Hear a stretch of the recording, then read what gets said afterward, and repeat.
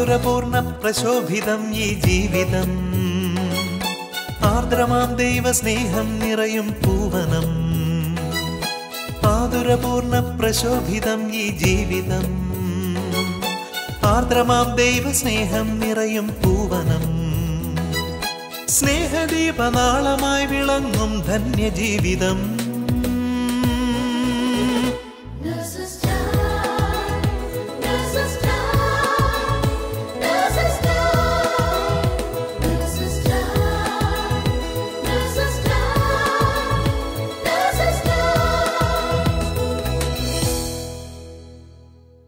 ഈശോ മിശിഹായിക്ക് സ്തുതിയായിരിക്കട്ടെ.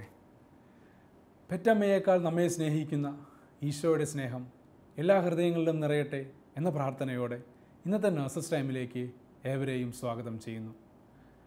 നമ്മളിൽ പലരും കുഞ്ഞുങ്ങളുടെ ICUവിൽ ജോലി ചെയ്യുന്നവരല്ലേ. ICUവിലുള്ള കുഞ്ഞിൻ്റെ മാതാപിതാക്കളുടെ ഹൃദയത്തിൻ്റെ നൊമ്പരവും വേദനയും ഏറ്റവും നന്നായി അറിയുന്നവരാണ് നമ്മൾ നഴ്സുമാർ. കുഞ്ഞിനെ ഒന്ന് കയ്യിലെടുക്കാൻ പോലും ആകാതെ കണ്ണാടി ചില്ലിലൂടെ മാത്രം കണ്ട് ആശ്വസിക്കുന്നവർ. ഇത്തരത്തിൽ സഹനത്തിൻ്റെ തീച്ചൂളയിലൂടെ കടന്നുപോയ ഒരു നഴ്സിനെയും കുടുംബത്തെയും നമുക്ക് പരിചയപ്പെടാം. Praise the Lord. 1 പത്രോസ് 1:7 ഇപ്രകാരം പറയുന്നു: അഗ്നിശോധനയെ അതിജീവിക്കുന്ന നശ്വരമായ സ്വർണത്തേക്കാൾ വിലയേറിയതാണ് പരീക്ഷകളെ അതിജീവിക്കുന്ന നിങ്ങളുടെ വിശ്വാസം. അതെ, ജീവിതത്തിലെ ബുദ്ധിമുട്ടുകളിലും പ്രയാസങ്ങളിലും കർത്താവായ ദൈവത്തിൽ പൂർണ്ണമായും വിശ്വസിച്ചുകൊണ്ട്, അവിടുന്നിൽ പ്രത്യാശ വെച്ചുകൊണ്ട്, അവിടുന്നിൽ ശരണം വെച്ച് കർത്താവിൻ്റെ കൂടെ നടന്ന് ജീവിത വിജയം സാധിച്ച ഒരു കുടുംബത്തെയാണ് നാം ഇന്ന് പരിചയപ്പെടുന്നത്. നിങ്ങളെ ഒന്ന് പരിചയപ്പെടുത്താമോ? തീർച്ചയായിട്ടും. എൻ്റെ പേര് എബ്രഹാം ജോസഫ് എന്നാണ്. ഞാൻ കഴിഞ്ഞ 7 വർഷമായിട്ട് ഇവിടെ നേഴ്സായിട്ട് ജോലി ചെയ്യുന്നു. ഞാൻ നാട്ടിൽ കൈനഗിരി സെക്രട്ടറിയുടെ ഇടവകാംഗമാണ്. ഇതെൻ്റെ ഭാര്യ. എൻ്റെ പേര് ടീന. ഞാൻ നേഴ്സാണ്. ഇപ്പോൾ ജോലി ചെയ്യുന്നില്ല. ഞങ്ങളുടെ കല്യാണം കഴിഞ്ഞിട്ട് 5 വർഷമാവുന്നു. ദൈവം ഞങ്ങൾക്ക് ദാനമായി 3 മക്കളെ നൽകി: Elisha, Euphrasia, Isabella. Abraham nurses മിനിസ്ട്രിയിലെ ഒരു ആക്റ്റീവ് മെമ്പറാണല്ലോ. ഈ പ്രാർത്ഥനാ ജീവിതവും സംഘടനാ നേതൃത്വവും ഒക്കെ ചെറുപ്പം മുതലേ ഉണ്ടായിരുന്നതാണോ? തീർച്ചയായിട്ടും. ഞാൻ വളരെ അനുഗ്രഹീതമായ ഒരു ബാല്യമായിരുന്നു എൻ്റേത്. കാരണം ഞങ്ങളുടെ കുടുംബത്തിൽ സമാധാനവും പ്രാർത്ഥനാ നിർഭരവുമായ ഒരു അന്തരീക്ഷം ഉണ്ടായിരുന്നു. അതുപോലെ തന്നെ ഞങ്ങളുടെ മാതാപിതാക്കൾ ഞങ്ങളെ പള്ളിയോട് ചേർത്ത് നിർത്തുന്നതിൽ ശ്രദ്ധ ചെലുത്തിയിരുന്നു. വളരെ ചെറുപ്പം മുതലേ ഞങ്ങൾ ഓൾട്ടർ സർവീസിൻ്റെ ഭാഗമാവുകയും അതിനുശേഷം മിഷൻ ലീഗ്, യുവദീപ്തി, അങ്ങനെ അതിൻ്റെ എല്ലാം ഭാഗമായി പ്രവർത്തിക്കാനായിട്ടുള്ള അവസരം ലഭിച്ചു. അതിൻ്റെ ഫലമായി തന്നെ ആയിരിക്കണം ഇവിടെ വന്ന ശേഷവും എന്നെ സംബന്ധിച്ചിടത്തോളം ഞാൻ ആദ്യമായിട്ട് അന്വേഷിച്ചത് പള്ളിയെക്കുറിച്ചും പള്ളിയുടെ പള്ളിയോട് ചേർന്നുള്ള പ്രവർത്തനങ്ങളെക്കുറിച്ചുമാണ്. അങ്ങനെ ഇവിടെ വന്ന ശേഷം വളരെ കുറച്ച് നാളുകൾക്കുള്ളിൽ തന്നെ ജീസസ് യൂത്തിനോട് ചേർന്ന് പ്രവർത്തിക്കുവാനായിട്ടുള്ള അവസരം ലഭിച്ചു. അത് ആത്മീയമായിട്ട് കൂടുതൽ ഉയരാനായിട്ട് എനിക്ക് ഇടയാക്കി. അതിനുശേഷം ഇവിടെ നേഴ്സസ് മിനിസ്ട്രി സ്റ്റാർട്ട് ചെയ്യുകയും നേഴ്സസ് മിനിസ്ട്രിയോട് ചേർന്ന് പ്രവർത്തിക്കുവാനായിട്ടുള്ള അനുഗ്രഹം ലഭിക്കുകയും ചെയ്തു. അപ്പോൾ തീർച്ചയായിട്ടും ചെറുപ്പത്തിൽ കിട്ടിയ ആ ഒരു പരിശീലനത്തിൻ്റെ ഭാഗമായി തന്നെയാണ് ഇന്നും ആ ഒരു രീതിയിൽ പ്രവർത്തിച്ച് പോരുവാനായിട്ട് സാധിക്കുന്നത് എന്ന് ഞാൻ വിശ്വസിക്കുന്നു. ടീന എബ്രഹാമിൻ്റെ കൂടെ വന്നതിന് ശേഷമാണോ ഈ പ്രാർത്ഥനാ അനുഭവത്തിലേക്ക് വന്നത്? ചെറുപ്പം മുതലേ നല്ല ദൈവവിശ്വാസത്തിലാണ് ഞങ്ങളെ വളർത്തിയത്. ഞങ്ങളുടെ വീട്ടിൽ അമ്മച്ചി ഉണ്ടായിരുന്നു. അമ്മച്ചി ഞങ്ങൾ പള്ളിയിൽ സന്ധ്യയ്ക്ക് കുരിശുമണി അടിക്കുമ്പോൾ കുരിശ് വരയ്ക്കണമെന്നും അവധി ദിവസങ്ങളിൽ പള്ളിയിൽ പോകണമെന്നൊക്കെ അമ്മച്ചി നിർബന്ധം പിടിക്കുമായിരുന്നു. അന്ന് അതൊക്കെ ചെയ്യുമായിരുന്നു ഞങ്ങൾ. പിന്നെ ഞങ്ങൾ കാഞ്ഞിരപ്പള്ളിയിലാണ് എൻ്റെ വീട്. അവിടെ ഞങ്ങൾ സ്കൂളിൽ പോകുന്നിടത്താണ്. അവിടെ മാതാവിൻ്റെ ഒരു തീർത്ഥാടന കേന്ദ്രമുണ്ട്, അക്കരപ്പള്ളി. അപ്പോൾ സ്കൂളിൽ പോകുമ്പോൾ എന്നും അക്കരപ്പള്ളിയിൽ കയറി മാതാവിനോട് മാധ്യസ്ഥം വഹിച്ച് പ്രാർത്ഥിക്കും. ഒരു ദിവസമെങ്കിലും പള്ളിയിൽ പോകാതെ സ്കൂളിൽ പോയി ഭയങ്കര ഒരു ബുദ്ധിമുട്ടായിരുന്നു. അങ്ങനെ മാതാവിനോട് ഭയങ്കര ഒരു വിശ്വാസമുണ്ടായിരുന്നു. ഞാൻ ഒരിക്കലും മാതാവിനോട് അപേക്ഷിച്ചിട്ടില്ല എനിക്കത് തരാമോ, അങ്ങനെയല്ല. ഞാൻ എൻ്റെ അമ്മയോട് ചോദിക്കുന്നത് പോലെ തന്നെ, അമ്മ എനിക്കത് വേണം, എനിക്കത് ചെയ്ത് തരണം, അങ്ങനെ ഒരു വിശ്വാസമായിരുന്നു എനിക്ക് പരിശുദ്ധ അമ്മയുമായിട്ട്. പിന്നെ എൻ്റെ ഈശോ എൻ്റെ ജീവിതത്തിൽ എന്നെ തൊട്ട് സുഖപ്പെടുത്തിയ ഒരു അനുഭവം എനിക്കുണ്ടായിട്ടുണ്ട്. അതും എന്നെ കൂടുതൽ ആത്മീയമായി വളരുവാനായിട്ട് എന്നെ സഹായിച്ചിട്ടുണ്ട്. ടീനയ്ക്ക് ലഭിച്ച ആ സൗഖ്യാനുഭവം ഞങ്ങളുമായി ഒന്ന് പങ്കുവയ്ക്കാമോ? തീർച്ചയായും ഞാൻ എൻ്റെ അനുഭവം നിങ്ങളുമായി പങ്കുവയ്ക്കാം. ഞാൻ 6ാം ക്ലാസ്സിൽ പഠിച്ചുകൊണ്ടിരുന്ന സമയത്ത് എനിക്ക് അതിഭയങ്കരമായ ഒരു തലവേദനയുണ്ടായി. അതേ തുടർന്ന് ഞാൻ അടുത്തുള്ള ഒരു ഹോസ്പിറ്റലിൽ കൊണ്ട് കാണിക്കുകയും ഡോക്ടർ കുഴപ്പമൊന്നുമില്ല എന്ന് പറഞ്ഞ് എന്നെ മരുന്ന് ജസ്റ്റ് വേദനയ്ക്കുള്ള മരുന്ന് മാത്രം തന്ന് വിടുകയും ചെയ്തു. പക്ഷേ എൻ്റെ വേദന ഒട്ടും കുറവുണ്ടായിരുന്നില്ല. എനിക്ക് ഓരോ ദിവസം ചെന്നപ്പോൾ ഓരോ കുഴപ്പങ്ങൾ, അതായത് എൻ്റെ ശരീരത്തിൻ്റെ വലതുഭാഗം മുഴുവൻ മരവിച്ച് പോവുകയും എൻ്റെ കാഴ്ച എനിക്ക് 2ആയിട്ടേ കാണാൻ പറ്റുന്നുള്ളൂ. സ്കൂളിൽ ചെന്നാൽ ബോർഡിൽ എഴുതുന്നൊന്നും എനിക്ക് വായിക്കാൻ പറ്റുന്നുണ്ടായിരുന്നില്ല. എനിക്ക് എഴുതാൻ പറ്റുന്നില്ല. ഇപ്പം ഞാൻ എഴുതിയാൽ തന്നെയും അതെനിക്ക് വായിക്കാൻ പറ്റാത്തൊരവസ്ഥയായിരുന്നു. പിന്നെ എനിക്ക് നടക്കുമ്പോൾ ഞാൻ കുഴഞ്ഞ് താഴെ വീഴുന്ന ഒരവസ്ഥ, ഇങ്ങനെയുള്ള ബുദ്ധിമുട്ടുകളൊക്കെ എനിക്ക് ഉണ്ടാകാൻ തുടങ്ങി. അതെല്ലാം പക്ഷേ എനിക്കത് കുഴപ്പമൊന്നുമില്ല എന്നുള്ള രീതിയിൽ ഞങ്ങൾ പിന്നെയും മുമ്പോട്ട് പോയി. അത് കഴിഞ്ഞ് ഒരു ദിവസം രാവിലെ എഴുന്നേറ്റപ്പോൾ എൻ്റെ ചുണ്ട് ഒരു വശത്തേക്ക് കോടിപ്പോയിരിക്കുന്നതായിട്ട് അമ്മ കണ്ടു. അപ്പോൾ തലേദിവസം കിടക്കുന്നത് വരെ എനിക്കൊരു കുഴപ്പവും ഉണ്ടായിരുന്നില്ല. അപ്പോൾ എന്നെ ഉടൻ തന്നെ ഹോസ്പിറ്റലിൽ കൊണ്ടുപോവുകയും ഡോക്ടർ എന്നെ CT സ്കാൻ ചെയ്യാനായിട്ട് പറയുകയും ചെയ്തു. അങ്ങനെ CT സ്കാൻ ചെയ്ത അതിൻ്റെ റിസൾട്ടിൽ എനിക്ക് ബ്രെയിൻ ഇൻഫെക്ഷൻ ആണെന്ന് ഡോക്ടർ പറഞ്ഞു. അതിനായിട്ട് ഒരു വിദഗ്ധ ചികിത്സയ്ക്ക് വേണ്ടി എന്നെ ഒരു ഹോസ്പിറ്റലിലേക്ക് റെഫർ ചെയ്തു. അങ്ങനെ അവിടെ ചെന്ന് അവിടുത്തെ ഡോക്ടർ പറഞ്ഞു ഇതിന് ഓപ്പറേഷൻ ആവശ്യമാണെന്നും ഓപ്പറേഷൻ ചെയ്താൽ എനിക്ക് മരണം വരെ സംഭവിക്കാൻ സാധ്യതയുണ്ടെന്നും ഡോക്ടർ പറഞ്ഞു. അതിനാൽ ആ ഡോക്ടർ അവിടെ നിന്ന് വേറൊരു ഹോസ്പിറ്റലിലേക്ക് എന്നെ വീണ്ടും റെഫർ ചെയ്തു. അങ്ങനെ ഞങ്ങൾ അവിടെ പോകാനായിട്ട് 3 ആഴ്ച കഴിഞ്ഞാണ് എനിക്ക് ആ ഹോസ്പിറ്റൽ അപ്പോയിൻമെൻറ്റ് കിട്ടിയത്. തിരിച്ച് ഞങ്ങൾ വീട്ടിൽ വരികയും എൻ്റെ വീടിനോട് ചേർന്ന് തന്നെ ഒരു ധ്യാന കേന്ദ്രമുണ്ട്. അവിടെ എനിക്ക് വേണ്ടി ഒത്തിരി പ്രാർത്ഥിക്കാൻ തുടങ്ങി. ഞാൻ പഠിച്ച സ്കൂളിൽ, കോൺവെൻറ്റുകളിൽ, ഞങ്ങളുടെ പള്ളിയിലെല്ലാം എനിക്ക് വേണ്ടി ശക്തമായി പ്രാർത്ഥന നടന്നു. അങ്ങനെ ഇരിക്കെ ഞങ്ങൾ തീരുമാനിച്ചു ഒരാഴ്ച ധ്യാനം കൂടാനായിട്ട് ഒരു ധ്യാന കേന്ദ്രത്തിൽ പോകാം. ഒരാഴ്ചത്തെ ധ്യാനമായിരുന്നു. 4-ാം ദിവസം പരിശുദ്ധ കുർബാന സ്വീകരിക്കാനായിട്ട് ഞാനിങ്ങനെ നിൽക്കുകയാണ്. എൻ്റെ തൊട്ടടുത്ത് അച്ഛനെത്തി. അപ്പോഴേക്കും ഞാൻ മറിഞ്ഞ് പുറകോട്ട് വീണു. അപ്പോൾ എൻ്റെ അമ്മച്ചിയും എൻ്റെ ആൻറ്റിയുമായിരുന്നു എൻ്റെ കൂടെ ഉണ്ടായിരുന്നത്. അപ്പോൾ അവരെല്ലാം പിടിച്ചെഴുന്നേപ്പിച്ച് നിർത്തി ഞാൻ പരിശുദ്ധ കുർബാന സ്വീകരിച്ചു. അതിനുശേഷം രോഗശാന്തി ശുശ്രൂഷയായിരുന്നു. ആ സമയത്ത് അച്ഛൻ വിളിച്ചു പറഞ്ഞു തലച്ചോർ സംബന്ധമായ രോഗമുള്ള ഒരു മകളെ കർത്താവ് സുഖപ്പെടുത്തുന്നതായിട്ട്. പക്ഷെ ഞാനിതൊന്നും കേട്ടിരുന്നില്ല. എനിക്ക് ഫുൾ ടൈം ഞാൻ അവിടെ ഇരുന്ന് ഉറക്കമായിരുന്നു. അവിടെ എന്ത് പറഞ്ഞിരുന്നു എന്ന് പോലും എനിക്ക് ഓർമ്മയില്ല. അങ്ങനെ ഞങ്ങൾ തിരിച്ച് വീട്ടിൽ വന്നപ്പോൾ എൻ്റെ അവസ്ഥ വളരെ മോശമായിരുന്നു. എനിക്ക് നടക്കാൻ വളരെ ബുദ്ധിമുട്ടായിരുന്നു. ആൻറ്റിയുടെയും അമ്മച്ചിയുടെയും സഹായത്തോടു കൂടിയാണ് ഞാൻ നടന്ന് വീട്ടിലെത്തിയത്. പക്ഷേ കുറച്ച് ദിവസങ്ങൾക്ക് ശേഷം എനിക്കുണ്ടായിരുന്ന ബുദ്ധിമുട്ടുകളെല്ലാം കുറഞ്ഞു വരുന്നതായിട്ട് കണ്ടു. എൻ്റെ ശരീരത്തിൻ്റെ മരവിപ്പ് പൂർണ്ണമായി മാറി. എൻ്റെ കാഴ്ച നോർമലായി. എൻ്റെ കാലുകൾക്ക് ബലം കിട്ടി. എൻ്റെ തലവേദനയും പൂർണ്ണമായി മാറി. 3 ആഴ്ച കഴിഞ്ഞപ്പോഴാണ് അപ്പോയിൻമെൻറ്റ് കിട്ടിയത്. അപ്പോഴേക്കും എല്ലാവരും പറഞ്ഞു എനിക്കൊരു കുഴപ്പവുമില്ല. ഞങ്ങളെല്ലാവരും വിശ്വസിച്ചു എനിക്ക് കുഴപ്പമൊന്നുമില്ല, ഏതായാലും അപ്പോയിൻമെൻറ്റ് കിട്ടിയതല്ലേ, ഹോസ്പിറ്റലിൽ അങ്ങ് പോകാം. അങ്ങനെ ഞങ്ങൾ 3 ആഴ്ചയ്ക്ക് ശേഷം ഞങ്ങൾ ഈ അപ്പോയിൻമെൻറ്റ് കിട്ടിയ ഹോസ്പിറ്റലിൽ ഞങ്ങൾ വിദഗ്ധ പരിശോധനയ്ക്കായി പോയി. അവിടെ ചെന്നതും ആദ്യം തന്നെ ഡോക്ടർ സ്കാനിങ് ചെയ്തു. അപ്പോൾ എനിക്ക് കുഴപ്പമൊന്നും ഉണ്ടായിരുന്നില്ല. വീണ്ടും എനിക്കതിന് തൊട്ട് മുമ്പത്തെ സ്കാനിങ്ങിൽ എനിക്ക് ബ്രെയിൻ ഇൻഫെക്ഷൻ ഉണ്ടായിരുന്നതിന് പറഞ്ഞതിനാൽ വീണ്ടും അവർ എൻ്റെ നട്ടിൽ കിഴിച്ച് വെള്ളം എടുക്കുകയും അത് ടെസ്റ്റ് ചെയ്തു. അതിലും എനിക്ക് നോർമലായിരുന്നു. പിന്നെ EEG ചെയ്തു, അതും നോർമലായിരുന്നു. അങ്ങനെ ഈശോയുടെ ഒരു വലിയ സൗഖ്യാനുഭവം എൻ്റെ ജീവിതത്തിലുണ്ടായിട്ടുണ്ട്. അതും എനിക്ക് ആത്മീയ ജീവിതത്തിൽ വളരാൻ എന്നെ ഒത്തിരി സഹായിച്ചിട്ടുണ്ട്. സുഭാഷിതങ്ങൾ 20:22 ഇപ്രകാരം പറയുന്നുണ്ട്, കർത്താവിൽ ആശ്രയിക്കുക, അവിടുന്ന് നിങ്ങളെ സഹായിക്കുമെന്ന്.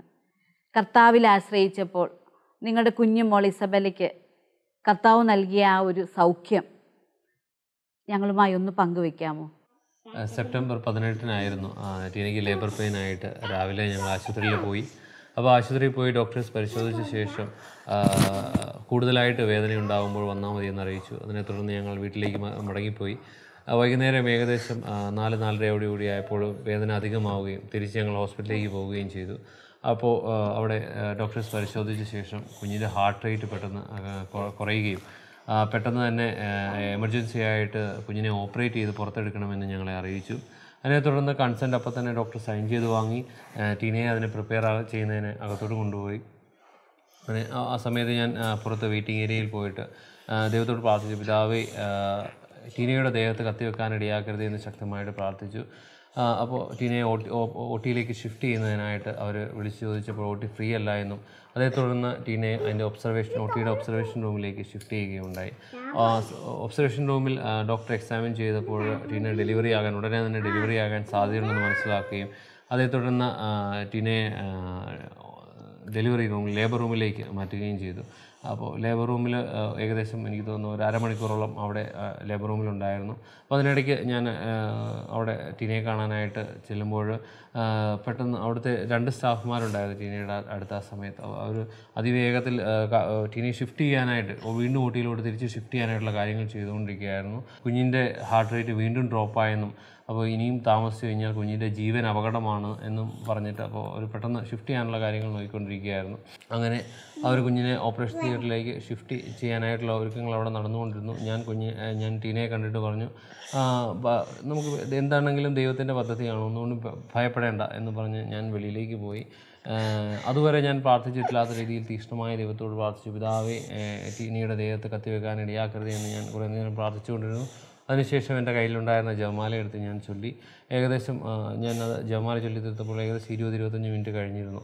അപ്പോൾ വീണ്ടും എന്തായി എന്നറിയാനായിട്ട് ഞാൻ വീണ്ടും അകത്ത് ചെന്ന് സിസ്റ്റർമാരോട് അന്വേഷിച്ചപ്പോൾ ടീനയെ OT-യിലേക്ക് ഷിഫ്റ്റ് ചെയ്തെന്നും OT ടേബിളിലോട്ട് ഷിഫ്റ്റ് ചെയ്യുന്നതിന് തൊട്ട് മുന്നേ ടീന നോർമൽ ഡെലിവറി ആയി എന്നും അറിയിച്ചു. അപ്പോൾ തിരിച്ച് ഞാൻ പുറത്ത് പോയിട്ട് കുഞ്ഞിനെ കാണാനായിട്ട് വെയിറ്റ് ചെയ്തു. ദൈവത്തിന് നന്ദി പറഞ്ഞ് അവിടെ നിന്നു. അപ്പോൾ അങ്ങനെ കുറച്ച് സമയങ്ങൾക്ക് ശേഷം അവരെന്നെ കുഞ്ഞിനെ കാണാനായിട്ട് വിളിച്ചു. കുഞ്ഞിനെ കാണാൻ ഞാൻ അകത്ത് ചെന്നപ്പോൾ കുഞ്ഞിന് ഓക്സിജൻ കണക്ട് ചെയ്ത് വെച്ചിരിക്കുകയാണ്. അപ്പോൾ അവർ പറഞ്ഞു, കുഞ്ഞ് ആദ്യം ജനിച്ച ഉടനെ തന്നെ കുഞ്ഞ് ശ്വാസം എടുക്കാനായിട്ട് കുറച്ച് സമയമെടുത്തു. അപ്പോൾ അതുകൊണ്ട് കുഞ്ഞിന് ഒബ്സർവേഷൻ ആവശ്യമുണ്ട്. അതുപോലെ തന്നെ കുഞ്ഞിന് ഒക്കെ ഒരു കൺവൽഷൻ ഉണ്ടായി. അപ്പോൾ അതിൻ്റെ എല്ലാ ഭാഗമായിട്ട് കുഞ്ഞിനെ ന്യൂനേറ്റൽ ICUയിലോട്ട് അവർ ഷിഫ്റ്റ് ചെയ്യാൻ തീരുമാനിച്ചു. ന്യൂനേറ്റൽ ICUയിലോട്ട് ഷിഫ്റ്റ് ചെയ്യുകയും അവിടെ വെച്ച് കുഞ്ഞിന് ബ്രെയിനിൻ്റെ ഇലക്ട്രിക്കൽ ഫംഗ്ഷൻ അവർ EEG ചെയ്ത് മോണിറ്റർ ചെയ്തു. അപ്പോൾ അതിൽ വേരിയേഷൻ ഉണ്ടെന്ന് കണ്ടെത്തുകയും അതിനെ തുടർന്ന് കൊച്ചിൻ്റെ ഡയഗ്നോസിസ്, അതായത് ബർത്ത് ആസ്ഫെക്സിയ ആണെന്ന് അവർ ഉറപ്പിക്കുകയും ചെയ്തു. അതായത് ബ്രെയിനിലോട്ടുള്ള സെല്ലുകൾക്ക് വേണ്ട ഓക്സിജൻ സപ്ലൈ കുറവായതുകൊണ്ട് ഉണ്ടാകുന്ന ഡാമേജ് കൊണ്ടുണ്ടാകുന്ന ഒരു അസുഖമാണത്. അപ്പോൾ അങ്ങനെ അതിൻ്റെ ട്രീറ്റ്മെൻറ്റായ കൂളിംഗ്, അതായത് ഒരു 72 മണിക്കൂർ നീണ്ട ഒരു പ്രൊസീജിയറാണത്. കുഞ്ഞിൻ്റെ ബോഡി ടെമ്പറേച്ചർ കുറച്ച് ഒരു 33 ഡിഗ്രി സെൽഷ്യസിൽ മെയിൻറ്റെയിൻ ചെയ്ത് 72 മണിക്കൂർ വെച്ചായിരിക്കുന്ന ഒരു അവസ്ഥയിലൂടെ കടന്നു പോകണം. അപ്പോൾ അതിനായിട്ട് കുഞ്ഞിനെ പ്രിപ്പയർ ചെയ്തു. അതിനായിട്ട് വെന്റിലേറ്ററിൻ്റെ സഹായത്തോടുകൂടി ശ്വാസോച്ഛ്വാസം ആക്കി കുഞ്ഞിനെ വെന്റിലേറ്ററിൽ കണക്ട് ചെയ്തു. അങ്ങനെ ആ സമയത്ത് അതുവരെ ഞാൻ ടീനയോട് കുഞ്ഞിൻ്റെ ആ ഒരു ആരോഗ്യാവസ്ഥയെക്കുറിച്ച് ഞാൻ വ്യക്തമായിട്ടൊന്നും പറഞ്ഞിരുന്നില്ല. കൊച്ചിന് ചെറിയൊരു പ്രശ്നമുണ്ടെന്ന് മാത്രമേ പറഞ്ഞിട്ടുണ്ടായിരുന്നുള്ളൂ. സമയത്ത് ഞാൻ ടീനയോട് പറഞ്ഞു, ഇങ്ങനെയാണ് കൊച്ചിൻ്റെ കാര്യം, ടീനി ഇപ്പോൾ വെന്റിലേറ്ററിൽ കണക്ട് ചെയ്തിരിക്കുകയാണെന്നൊക്കെ ഞാൻ പറഞ്ഞു. ഡോക്ടേഴ്സിനോട് ഞാൻ ഈ കൊച്ചിൻ്റെ ആരോഗ്യാവസ്ഥയെക്കുറിച്ചൊക്കെ ഞാൻ ചോദിക്കുമ്പോഴൊരു പോസിറ്റീവായിട്ടുള്ളൊരു മറുപടി അവർക്ക് പറയാനുണ്ടായിരുന്നില്ല. അപ്പം ആ സമയത്ത് ഈ ബർത്ത് ആസ്ഫെക്സിയെക്കുറിച്ചുള്ള വലിയ അറിവ് എനിക്കില്ലാത്തതിനെ തുടർന്ന് ഞാൻ ഗൂഗിൾ ചെയ്ത് നോക്കി. അതിനകത്ത് ഇമേജ് കണ്ടപ്പോൾ ഞാൻ ഒരു നിമിഷത്തേക്ക് ഞാൻ തകർന്നു. കാരണം പരസഹായം കൂടാതെ ഒന്നും ചെയ്യാൻ സാധിക്കാത്ത കുറേ കുട്ടികളുടെയും യുവാക്കളുടെയും ഇമേജുകൾ ഞാൻ അതിനകത്ത് കണ്ടു. അപ്പോൾ തീർച്ചയായിട്ടും ഞാൻ എൻ്റെ കണ്ണപ്പം നിറഞ്ഞ് ഞാൻ എൻ്റെ പിതാവിനോട് ശക്തമായിട്ട് ഞാൻ പ്രാർത്ഥിച്ചു, പിതാവേ, എനിക്ക് അങ്ങ് തരേണ്ടത് ഇങ്ങനെയൊരു കുഞ്ഞിനെയല്ല, എനിക്ക് മൊത്തമായിട്ട് വർക്ക് ചെയ്യുന്ന അല്ലെങ്കിൽ ഒരു കുറവുകളുമില്ലാത്ത ഒരു കുഞ്ഞിനെ തന്നെ വേണമെന്ന് ശക്തമായിട്ട് പ്രാർത്ഥിച്ചുകൊണ്ടിരുന്നു. എനിക്കറിയാം നമ്മുടെ നേഴ്സസ് മിനിസ്ട്രിയുടെയും കരിസ്മാറ്റിക് പ്രയറിൻ്റെയും ജീസസ് യൂത്തിൻ്റെയും എല്ലാം എനിക്കറിയാവുന്ന ആളുകളോടെല്ലാം പ്രാർത്ഥനാ സഹായം ആവശ്യപ്പെട്ടു. അതിനുശേഷം മണിക്കൂറുകൾ കടന്നുപോയി. അപ്പോൾ ഏകദേശം 10 മണിക്കൂറുകൾക്ക് ശേഷം കുഞ്ഞിൻ്റെ അവസ്ഥ മോശമാകാനായിട്ട് തുടങ്ങി. കാരണം കുഞ്ഞിൻ്റെ ബ്ലഡ് പ്രഷർ നോർമൽ ലെവലിൽ നിന്ന് താന്നു വന്നുകൊണ്ടേയിരുന്നു. അപ്പോൾ അത് മെയിൻറ്റെയിൻ ചെയ്യുന്നതിനായിട്ട് ഓരോ മരുന്നുകളായിട്ട് അവർ സ്റ്റാർട്ട് ചെയ്തു. 3 മരുന്നുകൾ മൊത്തം അവർ സ്റ്റാർട്ട് ചെയ്തു. അപ്പോൾ കൂടുതലായിട്ട് ഈ IV പോകുന്നത് കൊണ്ട് കുഞ്ഞിൻ്റെ ശരീരമാസകലം നീര് വരാൻ തുടങ്ങി. പഴയ IV ഇട്ടിരുന്ന ആ പാടുകളിലൂടെ എല്ലാം വെള്ളം ഒഴുകാനായിട്ട് തുടങ്ങി. അങ്ങനെ കുഞ്ഞിൻ്റെ വെയിറ്റ് ഏകദേശം 1 കിലോയോളം ഒരു ദിവസം കൊണ്ട് കൂടി. അപ്പോൾ അങ്ങനെ വളരെ ഒരു ബുദ്ധിമുട്ടിൻ്റെ ഒരു അവസ്ഥ. ഡോക്ടേഴ്സെല്ലാം ഒരു പോസിറ്റീവായിട്ട് അവർക്കൊന്നും പറയാനില്ല. അപ്പോൾ ആ സമയങ്ങളിലെല്ലാം പക്ഷേ കുഞ്ഞിൻ്റെ അടുത്ത് പോയി ഇരുന്ന് എപ്പോൾ ഞങ്ങൾക്ക് സമയം കിട്ടുമ്പോഴൊക്കെ കുഞ്ഞിൻ്റെ അടുത്തിരുന്ന് പോയിട്ട് ഞങ്ങളിരുന്ന് പ്രാർത്ഥിച്ചിട്ട് തിരിച്ചിറങ്ങുമ്പോഴൊന്നും ഒരിക്കലും തകരുന്ന ഒരവസ്ഥയോ വിശ്വാസത്തിൽ കുറവ് വരുന്നൊരവസ്ഥയോ ഞങ്ങൾക്ക് ഉണ്ടായിട്ടില്ല ഒരിക്കലും. അങ്ങനെ മണിക്കൂറുകൾ കടന്നുപോയി. കുഞ്ഞിൻ്റെ അവസ്ഥ ഓരോ മണിക്കൂർ കഴിയുന്നതോറും മോശമായിക്കൊണ്ടിരുന്നു. അതേ തുടർന്ന് അവർക്ക് പ്രൊസീജിയർ നിർത്തിവെക്കേണ്ടിയും വന്നു. അങ്ങനെ ദിവസങ്ങൾ കടന്നുപോയി. ഓരോ കൊച്ചിൻ്റെ ആരോഗ്യാവസ്ഥയിൽ നല്ല മാറ്റങ്ങൾ കണ്ടുകൊണ്ടിരുന്നു. ശ്വാസം എടുക്കുന്നതിൽ അല്ലെങ്കിൽ നീർക്കെട്ട് കുറഞ്ഞു വന്നുകൊണ്ടിരുന്നു. അങ്ങനെ 14 ദിവസം കൊച്ച് വെന്റിലേറ്ററിലായിരുന്നു. അതിനുശേഷം ഒരാഴ്ച കഴിഞ്ഞിട്ട് കുഞ്ഞിനെ MRI സ്കാൻ ചെയ്തു. അതിൽ കുഞ്ഞിന് മെനിഞ്ചൈറ്റിസ് ഡയഗ്നോസ് ചെയ്തു. അപ്പോൾ അതിനുള്ള മരുന്നുകൾ സ്റ്റാർട്ട് ചെയ്തു. അപ്പോഴെല്ലാം വളരെ ഞങ്ങൾക്ക് വിശ്വാസത്തിലും അല്ലെങ്കിൽ പ്രത്യാശയിൽ നിലനിൽക്കാനായിട്ട് സാധിച്ചു എന്നുള്ളതാണ്.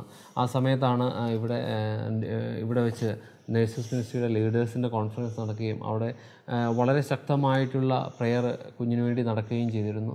അവിടെ നിന്ന് 2 ബ്രദർമാർ കുഞ്ഞിന് വേണ്ടി പ്രത്യേകം വന്ന് പ്രാർത്ഥിക്കുകയും ചെയ്തു. ശരിയാണ് എബ്രഹാം, ഞാൻ ഓർക്കുന്നുണ്ട്. ഞാൻ ഒരു വചനം ഓർക്കുകയാണ്, വിശ്വസിച്ചാൽ നീ ദൈവത്തിൻ്റെ മഹത്വം കാണുമെന്ന്. അന്ന് ആ എബ്രഹാമിൻ്റെ വിശ്വാസം ഞങ്ങൾക്ക് ഒത്തിരി പ്രചോദനം നൽകി. ദിവസങ്ങൾ പിന്നെയും കടന്നുപോയി. 53 ദിവസം കുഞ്ഞ് ICUവിലായിരുന്നു. 54-ാം ദിവസമാണ് കുഞ്ഞിനെ ഞങ്ങൾക്ക് കിട്ടുന്നത്. അപ്പോൾ അതിനുശേഷം ഡോക്ടേഴ്സിന് അപ്പോഴും ഡിസ്ചാർജ് ചെയ്യുമ്പോഴും ഡോക്ടേഴ്സിന് ബർത്ത് ആസ്ഫെക്സിയ ഉള്ള ഒരു കൊച്ച് എങ്ങനെയായിരിക്കും അവരുടെ ഡെവലപ്മെൻ്റ് എന്നുള്ള കാര്യങ്ങളെക്കുറിച്ചുള്ള അവർക്ക് വ്യക്തതയില്ലായിരുന്നു. കാരണം ഇവരുടെ ആക്ടിവിറ്റീസ് എങ്ങനെയാകുമെന്നൊന്നും. ഞങ്ങൾ വളരെ വിശ്വാസത്തോടുകൂടി പ്രത്യാശയോടുകൂടി ഞങ്ങൾ മുന്നോട്ട് പോയി. ഇന്നിപ്പോൾ അവൾക്ക് 6 മാസമായി. അവൾ കമന്ന് കിടക്കാനായിട്ട് തുടങ്ങി. അവൾ ഞങ്ങളെ കണ്ടാൽ തിരിച്ചറിയാൻ തുടങ്ങി, ചിരിക്കും. ചേച്ചിമാരെ കളിപ്പിക്കുമ്പോൾ അവൾ ചിരിക്കും. അങ്ങനെ നല്ല യാതൊരുവിധ കുഴപ്പങ്ങളും ഇല്ലാതെ തന്നെ, യാതൊരുവിധ കുറവുകളും ഇല്ലാതെ ദൈവം അവളെ ഞങ്ങൾക്ക് തന്ന് അനുഗ്രഹിച്ചു. ടീന ഈ സാഹചര്യത്തിലൂടെ ടീന കടന്നുപോയപ്പോൾ ടീനയ്ക്കുണ്ടായ അനുഭവങ്ങൾ ഒന്ന് ഞങ്ങളുമായി പങ്കുവയ്ക്കാമോ? ഞാൻ കുഞ്ഞിനെ ആദ്യം കണ്ട സമയത്ത് ഞാൻ ഒത്തിരി തകർന്നു പോയി. കുഞ്ഞിനെ കാണുമ്പോൾ കുഞ്ഞ് ഇൻറ്റുബേറ്റ് ചെയ്ത് കുഞ്ഞ് കിടക്കുകയാണ്. കുഞ്ഞിൻ്റെ ചുറ്റും ഒത്തിരി മെഷീൻസ്, ഒത്തിരി മെഡിസിൻസ് പോകുന്നു. ഇതെല്ലാം കണ്ടപ്പോൾ എനിക്ക് സഹിക്കുന്നതിനും അപ്പുറത്തെ ആ ഒരു അവസ്ഥയിലായിരുന്നു ഞാൻ. പക്ഷേ എല്ലാവരുടെയും പ്രാർത്ഥനയുടെ ഫലമായി എനിക്കെല്ലാം സഹിക്കാനായിട്ടൊരു വലിയൊരു ശക്തി കിട്ടി. പൊതുവേ ഞാൻ ഒരു നിസ്സാരമായ ഒരു ചെറിയ കാര്യത്തിൽ പോലും പെട്ടെന്ന് തളർന്നു പോകുന്ന ഒരു രീതിയാണ് എൻ്റേത്. പക്ഷേ എനിക്ക് ഭയങ്കര ഒരു ധൈര്യം. ഞങ്ങൾ കുഞ്ഞിനെ കണ്ടിട്ട് പോകുമ്പോൾ ഞാനാണെങ്കിലും എന്നോട് പറയും, നല്ലൊരു കുഞ്ഞിൻ്റെ അടുത്തുനിന്ന് പോകുമ്പോൾ നല്ലൊരു പോസിറ്റീവ് എനർജിയാണ്, നമ്മുടെ കുഞ്ഞിനൊന്നും ഉണ്ടാവില്ല. കുഞ്ഞിന് ഞങ്ങൾ നെഗറ്റീവായിട്ടൊന്നും തന്നെ ഞങ്ങൾ കാരണം ഞങ്ങൾക്ക് അങ്ങനെ ഒന്നും ചിന്തിക്കാൻ പോലും ഞങ്ങൾക്ക് സാധിച്ചില്ല. അപ്പോൾ ഫ്രണ്ട്സൊക്കെ വീട്ടിൽ വന്ന് പോകുമ്പോൾ അമ്മ വീട്ടിലുണ്ടായിരുന്നു. അപ്പോൾ അമ്മ കരയും. അപ്പോൾ എനിക്ക് അമ്മയെ ആശ്വസിപ്പിക്കാൻ കഴിഞ്ഞു. അമ്മയ്ക്ക് ഒരു കുഴപ്പമില്ല, ഇസബെല്ല തിരിച്ചു വരും, അവൾക്ക് ഒരു കുഴപ്പവും ഇല്ലാതെ കുഞ്ഞ് തിരിച്ചു വരുമെന്ന് എനിക്ക് അമ്മയെ പറഞ്ഞ് ആശ്വസിപ്പിക്കാൻ കഴിഞ്ഞു. അത് ഇവിടെ എല്ലാവരുടെയും കൂടെ നല്ലൊരു ആത്മീയമായ ഒരു അന്തരീക്ഷമാണ് ഇവിടെ. അത് നേഴ്സസ് മിനിസ്ട്രി വന്നതിൻ്റെ ഒരു വലിയൊരു അനുഗ്രഹമാണ്. തീർച്ചയായിട്ടും നല്ലൊരു വിശ്വാസത്തിൽ പോന്നു. വലിയൊരു വിശ്വാസവും ദൈവത്തിലുള്ളൊരു വിശ്വാസവും ഞങ്ങൾക്കതിൽ കാണാൻ സാധിച്ചു. സാധാരണയായി നമ്മൾ നേഴ്സസ് മിനിസ്ട്രിയിലേക്ക് പലരെയും വിളിക്കുമ്പോഴും കുഞ്ഞുങ്ങൾ, ജോലി എന്നൊക്കെ പറഞ്ഞ് ഒഴിഞ്ഞു മാറാറുണ്ട്.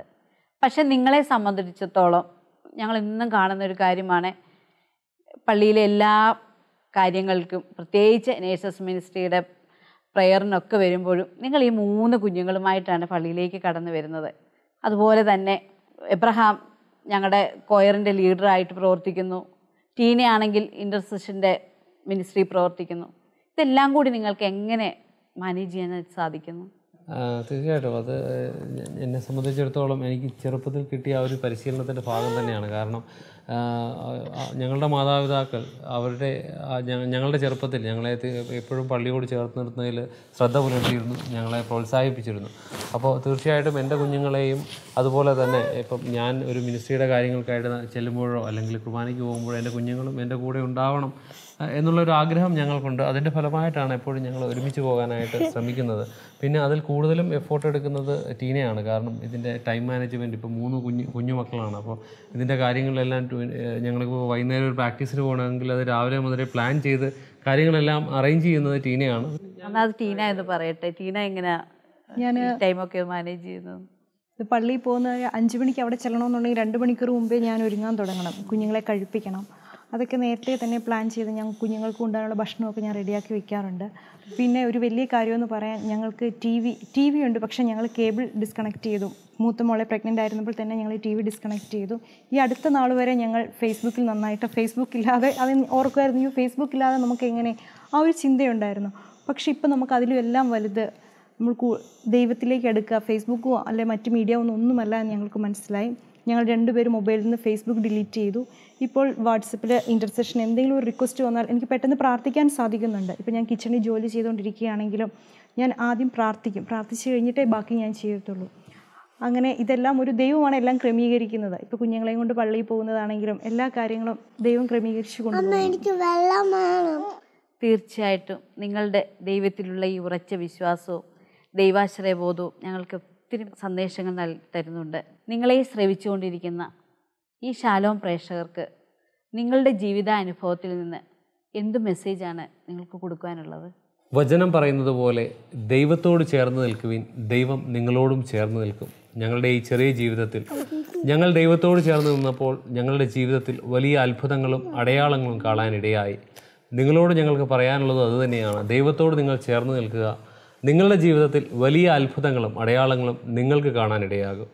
ഫിലിപ്പിയർ 4:6 ഇപ്രകാരം പറയുന്നു, ഒന്നിനെക്കുറിച്ചും ആകുലരാകേണ്ട, പ്രാർത്ഥനയിലൂടെയും അപേക്ഷയിലൂടെയും കൃതജ്ഞതാസ്തോത്രങ്ങളോടെ നിങ്ങളുടെ യാചനകൾ ദൈവസന്നിധിയിൽ സമർപ്പിക്കുവിനെന്ന്.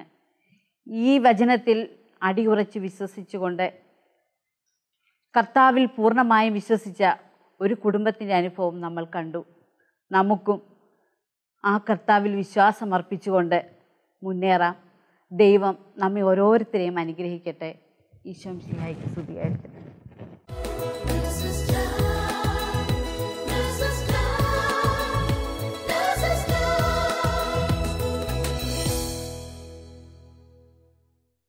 ഈശോയുടെ സമാധാനം എല്ലാവർക്കും ആശംസിക്കുന്നു. എൻ്റെ പേര് സുനിത. അലൈനിൽ നഴ്സായിട്ട് ജോലി ചെയ്യുന്നു. നഴ്സിങ്ങിനെ ഒരു ഉപജീവനമാർഗമായി കണ്ടുകൊണ്ട് തന്നെയാണ് നഴ്സിംഗ് പ്രൊഫഷൻ തിരഞ്ഞെടുത്തത്. എന്നാൽ നഴ്സസ് മിനിസ്ട്രിയോട് ചേർന്ന് പ്രവർത്തിക്കാൻ തുടങ്ങിയപ്പോഴാണ് ഇതൊരു സാധാരണ പ്രൊഫഷൻ മാത്രമല്ലെന്നും കർത്താവിൻ്റെ രോഗി ശുശ്രൂഷയുടെ ഭാഗമാകാനുള്ള ഒരു വലിയ ദൈവികമായ വിളിയാണെന്നും മനസ്സിലായത്. നഴ്സസ് മിനിസ്ട്രിയിലെ ഓരോ പ്രാർത്ഥനാ കൂട്ടായ്മയിൽ പങ്കെടുത്ത് തിരിച്ചു പോകുമ്പോഴും ആ ആഴ്ചയിൽ രോഗികളെ ശുശ്രൂഷിക്കാൻ ആവശ്യമായ കൃപയും ഈശോ തരുന്നുണ്ടെന്ന് മനസ്സിലായി. അന്നു മുതൽ കാണുന്ന രോഗികളെയെല്ലാം സ്നേഹത്തോടെ ശുശ്രൂഷിക്കുവാനും അവരുടെ ആവശ്യങ്ങൾ ക്ഷമയോടും സന്തോഷത്തോടും കൂടി ചെയ്തു കൊടുക്കുവാനും ശ്രമിക്കുന്നു. വിശുദ്ധ മത്തായിയുടെ സുവിശേഷം 25-ാം അധ്യായം 40-ാം വാക്യത്തിൽ നമ്മൾ ഇപ്രകാരം വായിക്കുന്നുണ്ട്, ഈ ചെറിയവരിൽ ആർക്കെങ്കിലും നിങ്ങൾ സഹായം ചെയ്തപ്പോഴെല്ലാം എനിക്ക് തന്നെയാണ് ചെയ്തു തന്നത് എന്ന ഈശോനാഥൻ്റെ ആ വചനഭാഗം ഹൃദയത്തിൽ ഉൾക്കൊണ്ടുകൊണ്ട് ഓരോ രോഗിയുടെ അടുത്തേക്കും കടന്നു പോകുവാൻ ശ്രമിക്കുന്നു. നഴ്സുമാരായ നമ്മൾ രോഗികൾക്ക് വേണ്ടി മധ്യസ്ഥം വഹിച്ച് പ്രാർത്ഥിക്കുമ്പോൾ അവർ ഏത് ജാതിയിലോ മതത്തിലോ അവസ്ഥയിലോ പെട്ട രോഗികളാകട്ടെ, ഈശോയുടെ സൗഖ്യം അവർക്ക് ലഭിക്കുക തന്നെ ചെയ്യും. ഈ ഒരു അനുഭവ സാക്ഷ്യം നിങ്ങളുമായിട്ട് പങ്കുവയ്ക്കാനാണ് ഞാൻ ആഗ്രഹിക്കുന്നത്. ഞാൻ ക്രോണിക് ഡിസീസ് ക്ലിനിക്കിലാണ് വർക്ക് ചെയ്യുന്നത്. അതായത് പ്രഷർ പ്രമേഹ രോഗികളെ നോക്കുന്ന ക്ലിനിക്ക്. ഒരിക്കൽ എൻ്റെ ക്ലിനിക്കിലേക്ക് വീൽ ചെയറിൽ ഒരു രോഗിയെ കൂട്ടിക്കൊണ്ടുവന്നു.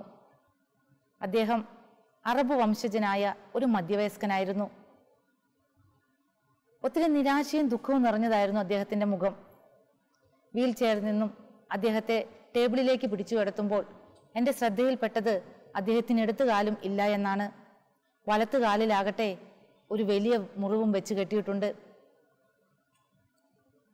അദ്ദേഹത്തോട് സംസാരിച്ചപ്പോൾ മനസ്സിലായി അദ്ദേഹം കടുത്തൊരു പ്രമേഹ രോഗിയാണെന്ന്. വലതുകാലിലെ ഈ വ്രണം ഉണങ്ങിയില്ലെങ്കിൽ ആ കാല് മുറിച്ചു കളയേണ്ടി വരുമെന്ന് ഡോക്ടർമാർ പറഞ്ഞതായിട്ട് അദ്ദേഹം എന്നോട് പങ്കുവച്ചു. പ്രാർത്ഥനാപൂർവം ഞാൻ ആ ഡ്രസ്സിങ് അഴിച്ചു മാറ്റി. ഒത്തിരി ദുർഗന്ധം വമിക്കുന്നതും പഴുപ്പ് നിറഞ്ഞതും വളരെ വലുതുമായിരുന്നു ആ വ്രണം. ഒരുപക്ഷെ നഴ്സസ് മിനിസ്ട്രിയിലൂടെ എൻ്റെ വിളിയെ തിരിച്ചറിയാത്ത അവസ്ഥയിലായിരുന്നെങ്കിൽ എനിക്ക് ആ റൂമിൽ നിൽക്കുവാനോ ആ ഡ്രസ്സിങ് ചെയ്ത് പൂർത്തിയാക്കുവാനോ സാധിക്കുമായിരുന്നില്ല. എന്നാൽ എൻ്റെ മുഖത്ത് യാതൊരു ഭാവമാറ്റവും വരുത്താതെ വളരെ സന്തോഷത്തോടും സ്നേഹത്തോടും കൂടെ തന്നെ ഞാൻ ആ ഡ്രസ്സിങ് അഴിച്ചു. ആ വൂണ്ട് ക്ലീൻ ചെയ്യുന്നതിനിടയിൽ ഞാൻ ഈശോയോട് പ്രാർത്ഥിച്ചു, ഈശോയെ അങ്ങയുടെ തിരുരക്തം ഒഴിച്ച് ഈ മുറിവ് കഴുകണം. അദ്ദേഹത്തിൻ്റെ ശേഷിക്കുന്ന കാല് അദ്ദേഹത്തിന് തിരിച്ചു നൽകണം. 1.5 ദിവസം വരണമെന്ന് പറഞ്ഞ് അദ്ദേഹത്തെ ഞാൻ അന്ന് പറഞ്ഞു വിട്ടു. ആ ആഴ്ചയിലെ നൈറ്റ് വിജിലിൽ ഞാനും എൻ്റെ ഇൻചാർജ് സിസ്റ്ററും നഴ്സസ് മിനിസ്ട്രിയിലെ മറ്റ് സഹോദരങ്ങളും കൂടി ചേർന്ന് അദ്ദേഹത്തിൻ്റെ പേര് പറഞ്ഞ് ഞങ്ങൾ പ്രാർത്ഥിച്ചു. പിന്നീട് 4 മാസത്തോളം അദ്ദേഹം എൻ്റെ ക്ലിനിക്കിലേക്ക് ഡ്രസ്സിങ്ങിനായിട്ട് കടന്നു വന്നിരുന്നു. ഒരു പ്രാവശ്യം പോലും പ്രാർത്ഥിക്കാതെ ഡ്രസ്സിങ് ചെയ്യാൻ അദ്ദേഹം എന്നെ അനുവദിച്ചിരുന്നില്ല. ഈശോയെക്കുറിച്ചും പരിശുദ്ധ അമ്മയെക്കുറിച്ചും കിട്ടിയ അവസരങ്ങളിലെല്ലാം അദ്ദേഹവുമായിട്ട് പങ്കുവച്ചു. അങ്ങനെ മുറിച്ചു മാറ്റാനിരുന്ന ആ കാല് പൂർണ്ണമായും സുഖപ്പെട്ടു. അദ്ദേഹം 30 വർഷമായിട്ട് കൊണ്ടു നടന്നിരുന്ന പുകവലി എന്ന ദുശീലം പൂർണ്ണമായും അദ്ദേഹം ഉപേക്ഷിച്ചു. വിശുദ്ധ യാക്കോബ് ശ്ലീഹായുടെ ലേഖനം 5-ാം അധ്യായം 15-ാം വാക്യത്തിൽ നാം ഇപ്രകാരം വായിക്കുന്നു, വിശ്വാസത്തോടെയുള്ള പ്രാർത്ഥന രോഗിയെ സുഖപ്പെടുത്തും. കർത്താവ് അവനെ എഴുന്നേൽപ്പിക്കും. അവൻ പാപങ്ങൾ ചെയ്തിട്ടുണ്ടെങ്കിൽ അവിടുന്ന് അവന് മാപ്പ് നൽകും. ഇന്ന് ഞാൻ പൂർണ്ണമായിട്ടും വിശ്വസിക്കുകയാണ്, പ്രത്യേകിച്ച് മരുന്നൊന്നും ആ മുറിവിൽ വെച്ച് കെട്ടാൻ ഞാൻ ഉപയോഗിച്ചിരുന്നില്ല. ഈശോയുടെ തിരുരക്തമാണ് കഴുകാനായിട്ട് ഉപയോഗിച്ചിരുന്ന ആ നോർമൽ സലൈൻ എന്ന് ഞാൻ ഉറച്ചു വിശ്വസിക്കുന്നു. ഇതേപോലെ തന്നെ ഒത്തിരിയേറെ രോഗികൾക്ക് പ്രാർത്ഥിച്ച് ഡ്രസ്സിങ് ചെയ്തപ്പോൾ പെട്ടെന്ന് തന്നെ സൗഖ്യം ഈശോ നൽകിയതായിട്ട് എൻ്റെ ജീവിതത്തിൽ അനുഭവം തന്നെയായി ഉണ്ടായി. പ്രാർത്ഥനാപൂർവം ജോലി തുടങ്ങുവാനും സഹപ്രവർത്തകരോടൊന്നിച്ച് പ്രാർത്ഥിച്ചുകൊണ്ട് തന്നെ ഈ ഓരോ രോഗിയുടെ അടുത്ത് ശുശ്രൂഷയ്ക്കായി കടന്നു പോകുവാനും ദൈവം ഞങ്ങളെ അനുഗ്രഹിക്കുന്നു. ഞങ്ങൾ അനുഭവിക്കുന്ന സന്തോഷം ഈശോ നൽകുന്ന സന്തോഷമാണെന്നുള്ള തിരിച്ചറിവ് ഓരോ രോഗിക്കും നൽകുവാൻ തക്കവിധം ഈശോ ഇന്ന് ഞങ്ങളെ അനുഗ്രഹിച്ചു കൊണ്ടിരിക്കുകയാണ്. ഈശോയ്ക്ക് മാത്രം മഹത്വം.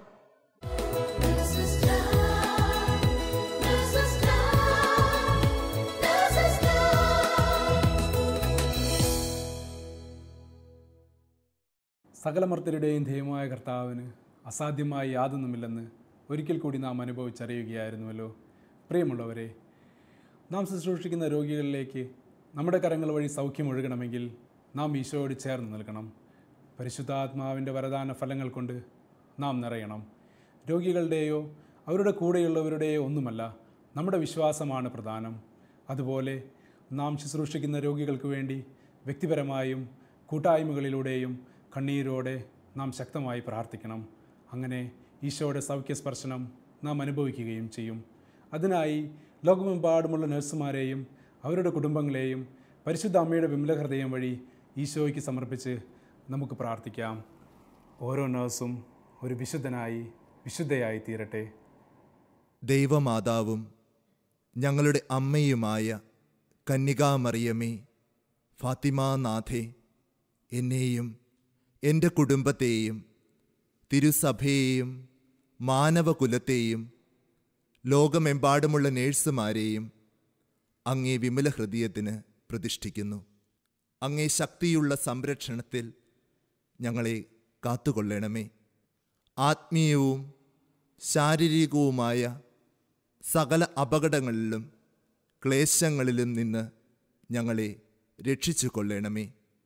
എല്ലാറ്റിലും ദൈവേഷ്ടം കണ്ടെത്തി നിറവേറ്റുവാനും യേശുവിൻ്റെ തിരുഹൃദയത്തിന് പ്രീതികരമായ വിധത്തിൽ ജീവിച്ച് സ്വർഗഭാഗ്യത്തിൽ എത്തിച്ചേരുവാനും കാരുണ്യനാഥേ, ഞങ്ങളുടെ സ്നേഹമുള്ള അമ്മേ, ഞങ്ങളെ സഹായിക്കണമേ.